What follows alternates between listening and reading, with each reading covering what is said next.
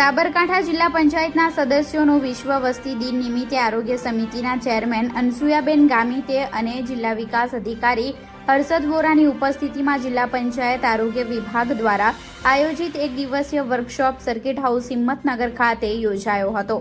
જો કે ચોમાસાની સિઝનમાં વાયરલ રોગો થવાની સંભાવના વધુ હોવાથી આપણી આસપાસના વિસ્તારોમાં સ્વચ્છતા રાખવું જણાવવામાં આવ્યું હતું। સાથે દેશમાં યુવા વર્ગ વધુ હોવાથી આર્થિક વિકાસમાં ખૂબ મહત્વનો ભાગ ભજવી શકે છે। અર્થશાસ્ત્રીઓના મતે વસ્તી વધુ તેમ બજાર મોટું, પરંતુ જેમ એક સિક્કાની બે બાજુ છે તેમજ વસ્તી વધારાની બે બાજુ છે।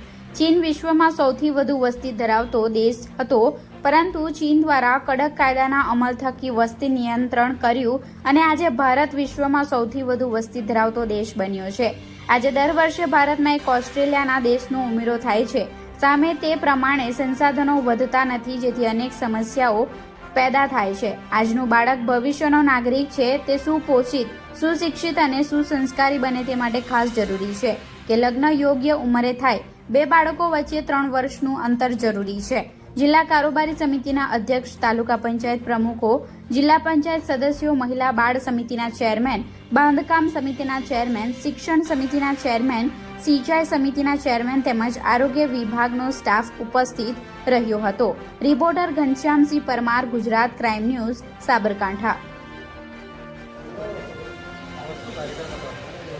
આજરોજ વિશ્વ વસ્તી દિવસ નિમિત્તે જિલ્લા પંચાયતના પદાધિકારીઓ જે ડેલિગેટ છે અને અલગ અલગ વિસ્તારોનું પ્રતિનિધિત્વ કરે છે તેમના માટેનો એક વર્કશોપનું આયોજન કરવામાં આવેલું હતું।